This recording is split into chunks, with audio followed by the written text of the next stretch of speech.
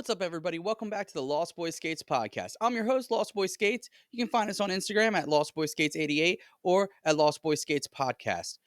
If you check out the Instagrams, you'll find links to all of our platforms that we're featured on. There are 5 major platforms that we're featured on. First and foremost, I'd like to say thank you to everybody that's checked us out. I really appreciate everybody taking time to watch the videos, listen in. It just helps support me, and then it helps build what I'm trying to build here, which is a bridge between skate communities. I really want to bring skate communities together. I really want to help bridge that gap between Pennsylvania skaters, Delaware skaters, Maryland skaters, New Jersey skaters. Just all of us have the same goal, which is just to have fun skating. And I think it would be really fun to start interviewing people and interviewing local brands. So in February, we're going to start doing that. I'm going to start featuring local brands that help support their skate community in some way, shape, or form. These are going to be guys that are probably more than likely self-contained, they're self-owned, self-built, and they support the skate community because that's what they want to do. On top of that, with featuring a skater of the month, right? Uh, the skateboarders are going to do an interview with me, and we're going to talk about their history with skateboarding, why they love skateboarding, and anything else they really want to talk about at that point. At the end of the show on YouTube, we're going to be featuring a 30 to 45-second uh, clip of them, and we're really just going to put something together for them. And I think it's going to be really special. I think it's going to be a lot of fun, and I hope you guys really tune in. Uh, so today, I really want to talk about skate competitions. My first skate competition for 2024 is coming up. It is Winter Wagon. It's on February 3rd. It starts at 12 and it goes until 8, and it's in Quarryville, Pennsylvania. Check out the host at Skate Wagon. They're on Instagram, and you can get additional details. There's going to be some bands playing. There's going to be like a flea market. It's really cool. They've done it for the past 3 years, and it's something really, really special. I skated in the very first contest through them in 2021, I believe, and then, or in 2022, I'm sorry. And then 2022 was in February as well. In that March is when I got hurt and destroyed my knee, where I tore my ACL, my MCL, and my meniscus. I'm jumping ahead a little bit, so I'm going to back up and kind of tell you about my history with skate contests. My first skate contest, I was 16 or 17 years old, and it was in Ocean City, New Jersey. During this time, the skate park was right off of the boardwalk. You would go down this platform, and then there was a fenced in area, and they had black prefab ramps. They were like a plastic, and they would get really, really hot during the summer. And if you fell on them, you were probably going to get like some type of burn. Almost unsafe, right? Uh, During that contest, you would have 3 heats. Each were about a minute long, and you would do the best tricks that you possibly could in like a line format. I did awful. I did not even place in the top 5. I didn't place in the top 10. I was probably like 12th out of 20. And it sucked because I ended up breaking my board during the second heat, had to set up a new deck, and during the third heat, I was still trying to get used to that board, and I just didn't do very well. It was not what I wanted to do during a contest, especially my first contest. Now, what was cool was they did a best trick, but it was based off of a trick that you did during your heats. Well, during my third heat, I had noticed nobody had touched the rail all day. So I said, all right, I'm going to hit the rail. Stupid, but I ended up first try ollieing up the A-frame onto the flat bar, which was a wider square rail. Uh, and I slid across the flat part of the rail and then the down part of the rail and landed perfect, rolled away. And then I took best trick and I ended up winning a board, right? I was actually pretty shocked that nobody touched the rail. But what I can tell you is back then, a lot of people were more focused on gaps and doing flip tricks than they were like grinds and ledges. So it was pretty cool to win something like that. After that, I kind of skated in contests off and on. I really wasn't a big contest skater, even though there were definitely contests where I feel like if I would have competed, I probably would have placed in the top 5, top 3. Uh, but it wasn't what I was into when I was younger. When I started skating up again, when I was like 27, I didn't have the intention of competing at all. But 4 years later, in 2019, I skated in my first contest. I was 31, and it was hosted by a First State Skate Supply. Check them out on Instagram. They help support at Skate Epworth. Check out at Skate Epworth on Instagram. It's a local skate park in Rehoboth Beach, Delaware. The guy that runs First State Skate Supply, James, he's one of my buddies, and I like to support him as much as I possibly can. Unfortunately, I live quite a distance away from Skate Epworth, so I don't always get to go down there as much. I don't get to go down to the shop and get my decks and all that all the time, but I do like to order stuff off of his webpage and get like shirts and stuff that just say First State Skate Supply. Um, anyways, during that contest, it was like jam format heat skating, and I was in a jam with two other guys, and I was practicing throughout the day. It was a really hot day. I ended up cramping up in my right leg in the middle of the contest, and I didn't do great. I don't think I was well prepared. I didn't do any training or anything like that for it. I didn't practice any specific tricks. I just went in there and thought I'd be confident enough that I could place in the intermediates. And those guys were really, really good. I honestly underestimated a lot of the guys that I was going to be skating against. Um, I did get a gnarly heel flip to fakie on the bank there. And what made it so cool was it was well flipped. I caught it in the air and I landed bolts and rode away. And it was just the highlight of that contest for me.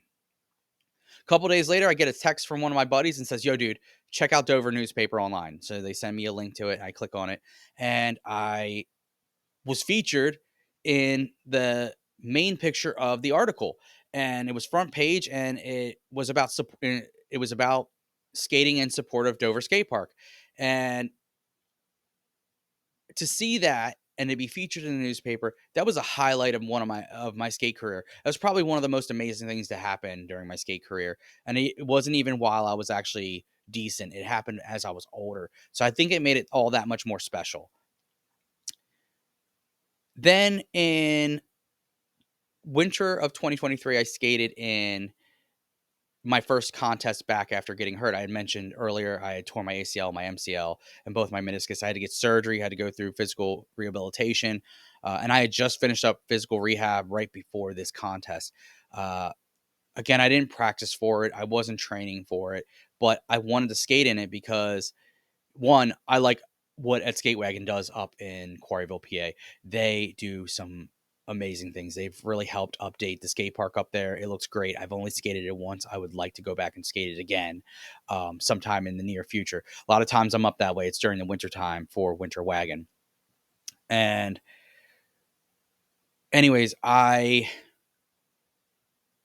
went there with the intention of competing in intermediate and just doing the best I could, putting together a couple tricks, and just trying to land them. I didn't care if I placed, I didn't care if I won. It wasn't about that. It was about just competing and just showing that to myself, showing that I could still skate, with high level. Because I didn't think I'd ever skate again. And that's a hard pill to swallow when you're dedicated to skateboarding, when you enjoy doing it and it's part of your self-care. Um, that was a really big hit when I got hurt and I didn't think I was ever going to touch a board again. August of 2022, I had a board. My wife encouraged me to get back on it and I started doing some tricks. Um, by the time we got to Winter Wagon, 2023, I was ready to skate. And I did a frontside 50-50 shove out on the ledge. It was a bigger ledge than what I'm used to, and it was really cool. Um, I got a clip of it, and the one trick that I really wish I got a clip of was the board slide to fakie I did. I didn't mean to go to fakie. I was actually trying to go out regular, and I had been practicing going back to regular. And I know a lot of people say, "Oh, doing a board slide on a ledge is really lame, dude."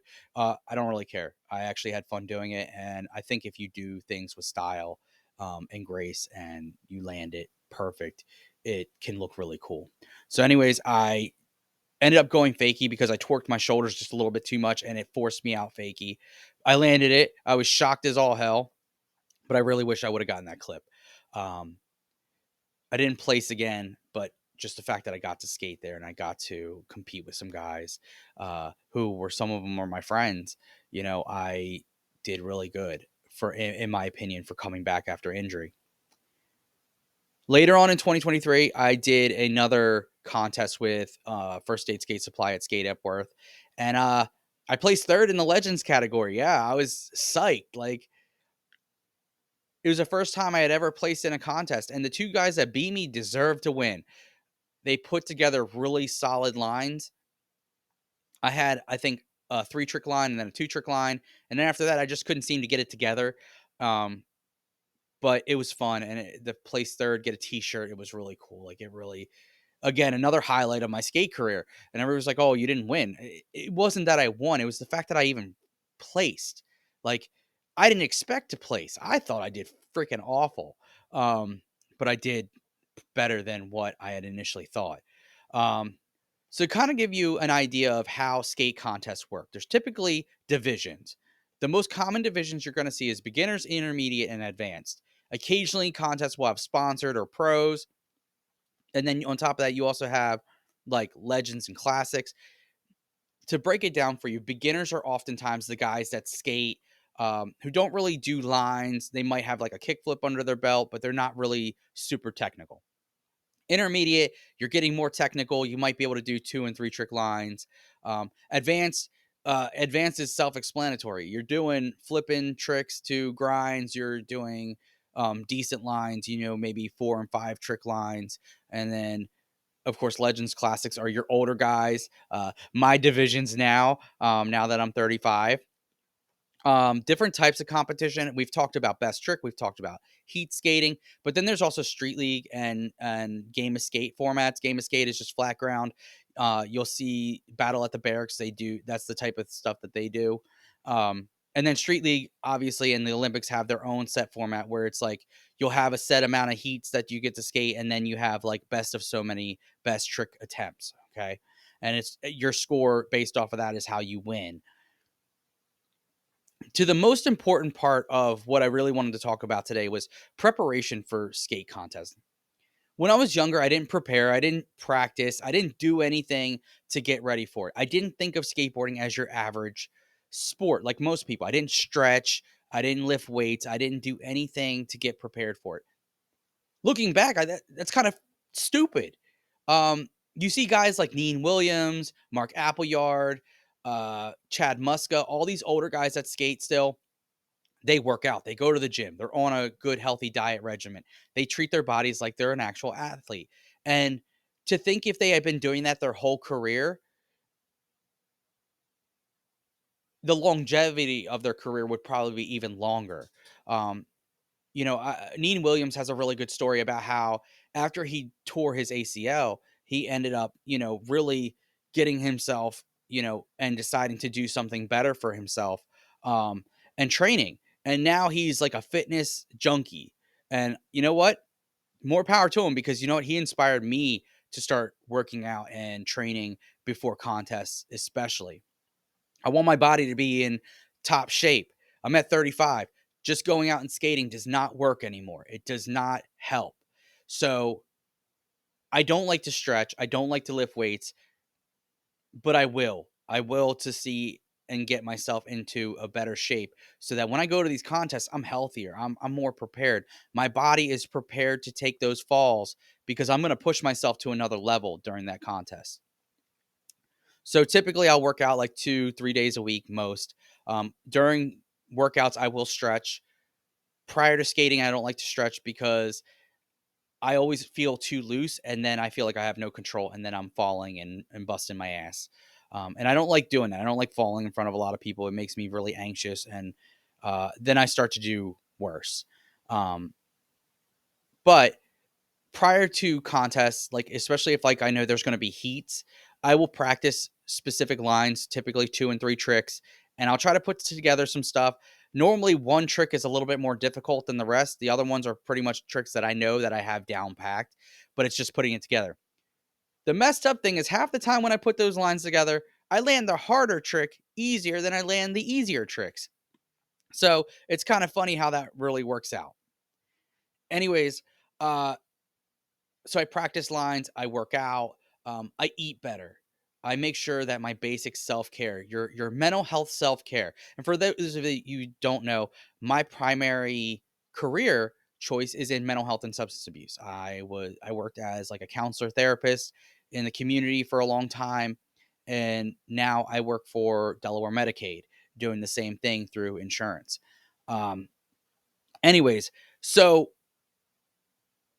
the big thing that counselors and therapists encourage you, right? And that athletes should do is eat 3 good meals a day, stay away from those heavy carbs, stay away from high fats and high cholesterol.